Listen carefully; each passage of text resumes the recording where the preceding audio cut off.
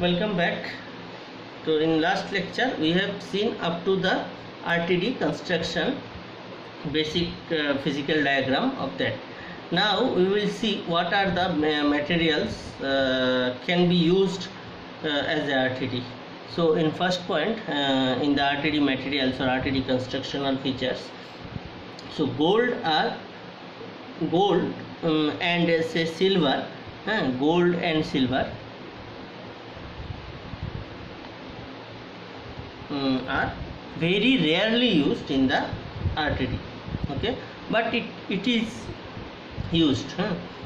And next is, what are the materials can be used? Gold and silver are rarely used. Why rarely used? Because of their cost. That is the main factor. Okay.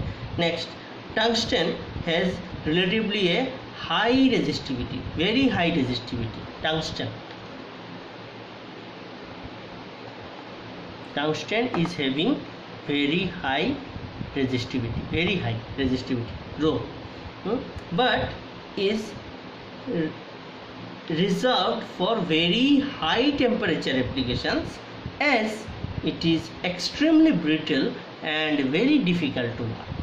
Okay, so tungsten is very high resistivity. What is the use of resistivity? Just see, R is equal to rho into L by A.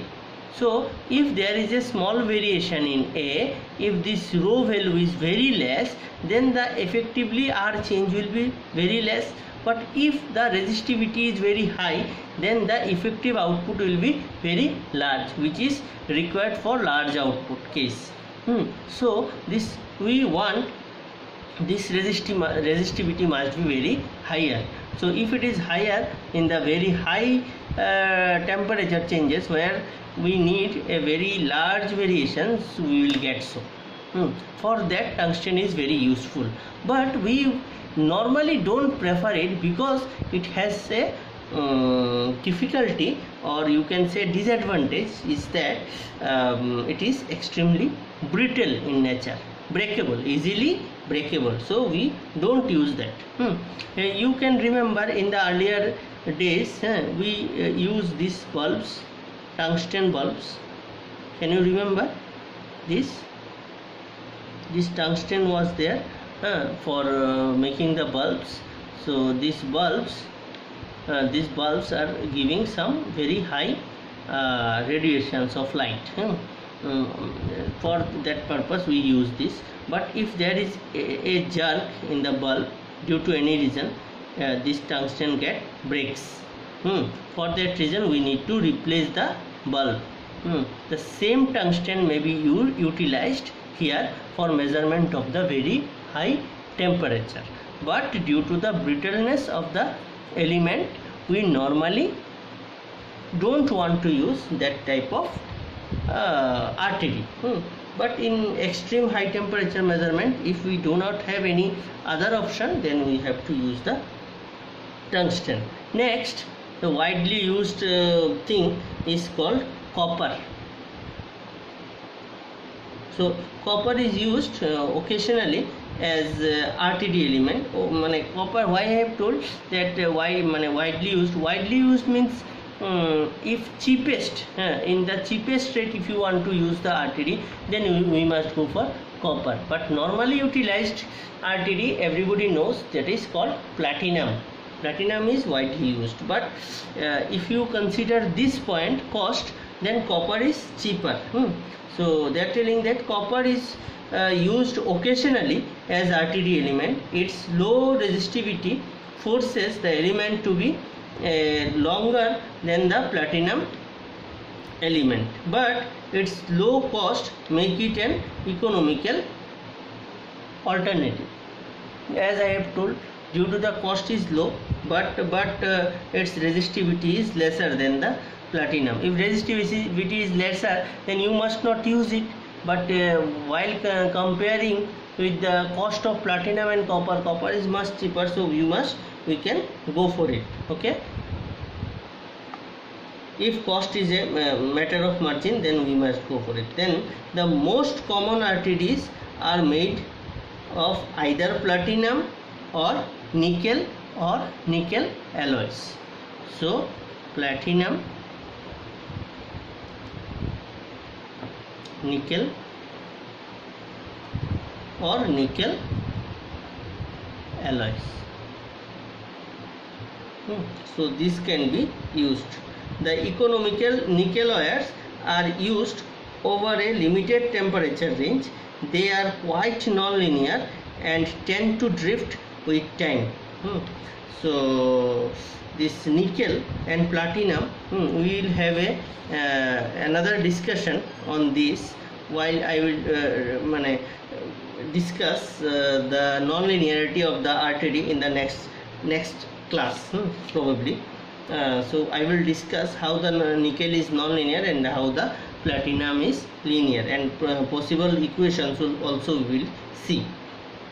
So that is the main thing. The economically nickel wires are used over a limited temperature range as they are quite non-linear and tend to drift with time.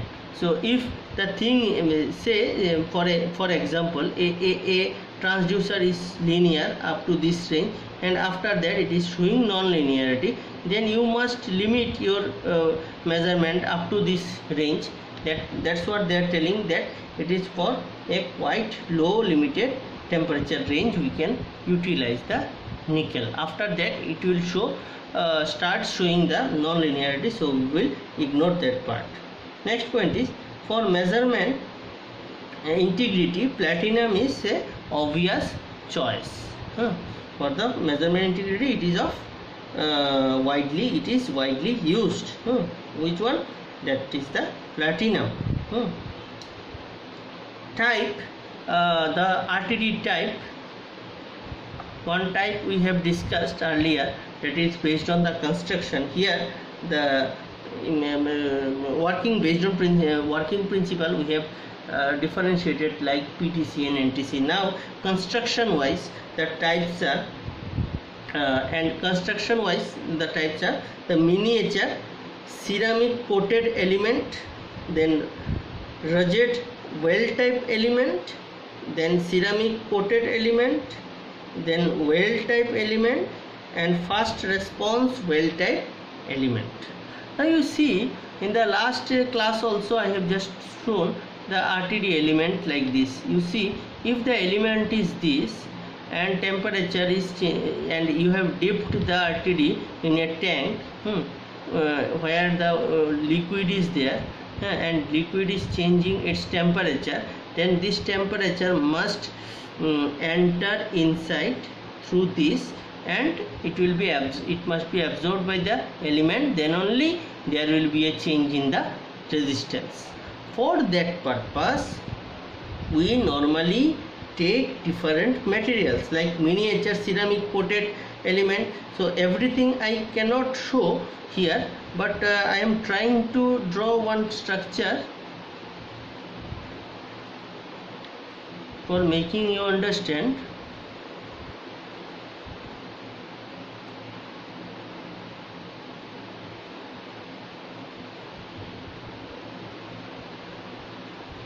And again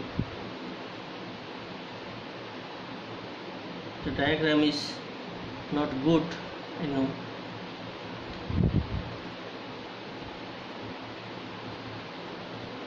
Yeah, so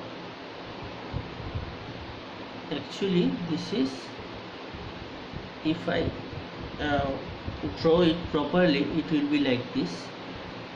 This is the RTD. Here this is the ceramic coating. This portion is called ceramic coating. Okay, then this is the platinum wire. Here you will place the platinum wire, this element. How I have shown like this, na? This is actually placed here through these holes. We will place the platinum wires. Then these are the tube leads.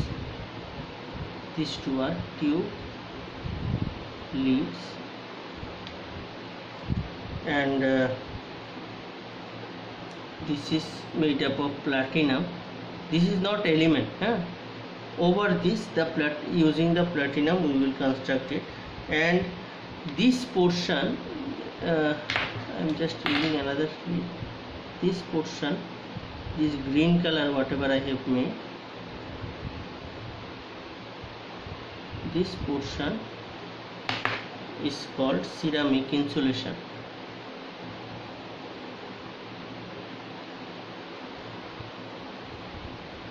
Ceramic insulation, this portion.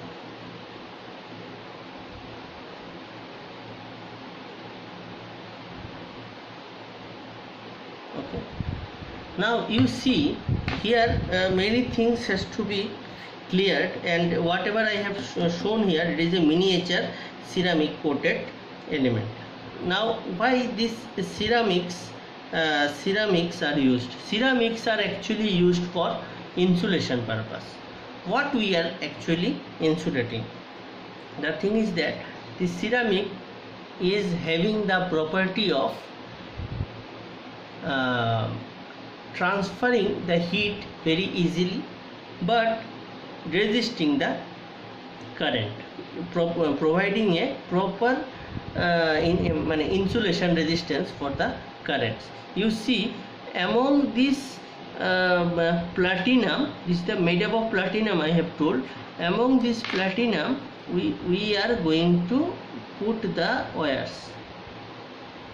This is the wire, actual material.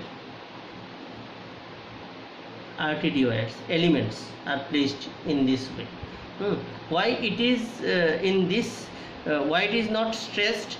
It is loosely wounded because due to temperature, application of temperature, it must not feel any stress or strain. It must not feel any stress or strain. For that purpose, it is loosely wounded through these holes. So through these holes, I have just mentioned that it is a platinum wire is placed over a platinum sheath.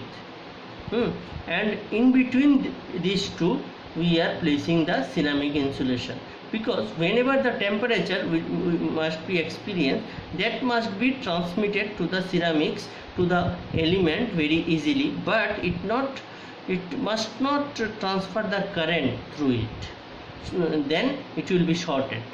Now that will be in your mind that why I am talking about the current. Why current? Because we are measuring temperature, we are not measuring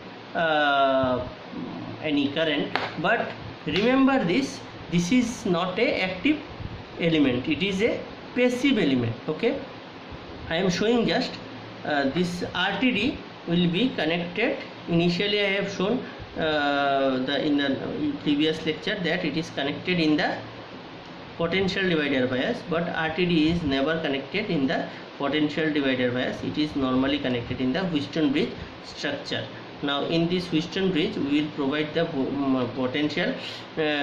potential or battery, and in this lead we are actually measure the output voltage. So this is R1, this is R2, this is R3, this is RTD. So due to the variation in the RTD, this voltage will change. VA minus VB will be available here. So if this point is VA, this point is VB, so here you will get voltage equal to VA minus VB. You will observe. Now you see, we must have to apply some external power supply for getting the voltage output. For that, through these 4 wires you have seen in the RTD diagram, these 4 wires, using 2 wires we will connect the RTD to the Wheatstone bridge, and using 2 wires we will apply the supply. Okay, sometimes one will be, we will show one is called supply, one is called ground, and from another two you will get the output. Internally it is actually connected in the Wheatstone bridge. Okay, so those things you can see, or externally you can connect to the Wheatstone bridge. Both is possible. In earlier days it was externally we have to connect, and nowadays the RTD wires are coming out, and you can connect it to the Wheatstone bridge separately. Okay, Now you see, we will see what is 2 wires and 3 wires and 4 wire connection, those things we will see. So here you have understood that we have to apply some current through this RTD, and that current must not be shorted. For that purpose these ceramics are being used. Okay, so I think this lecture will conclude what are the materials being used for RTD material. Thank you.